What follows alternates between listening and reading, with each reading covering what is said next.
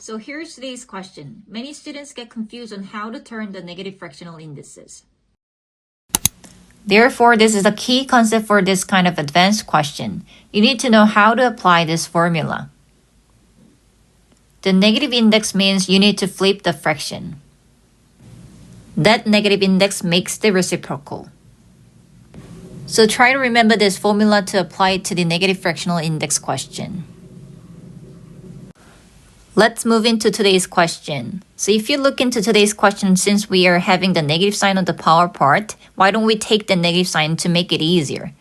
So in order to take the negative sign, we have to flip the fraction inside. So 16x to the power of 16 over y to the 8, bracket to the power of 3 over 4. Keep the 3 over 4 on the power part and we just flip the inside, which is the base. That's how we apply the formula. Now the question turns much more easier, but we have to be careful. We still can split the numerator. You need to understand that the fraction can split into 16 times by x to the power of 16 over y to the power of 8. Bracket to the power of 3 over 4. Now let's distribute that indices, which is the 3 over 4 to each term.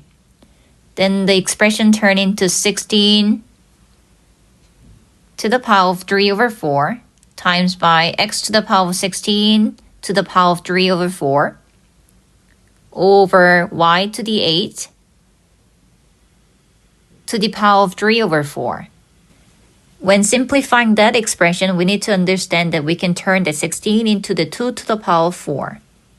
So let me write down the expression again.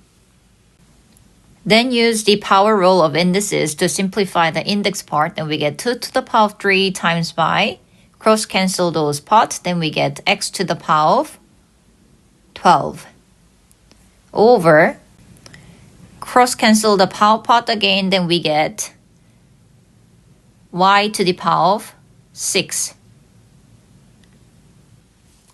We know that 2 to the 3 is equal to 8, so 8x to the power of 12 over y to the 6. So this is the answer for today's question. This is how we simplify the complex negative fractional index expression. New math lessons uploaded every Thursday. Subscribe and keep preparing your exams with me.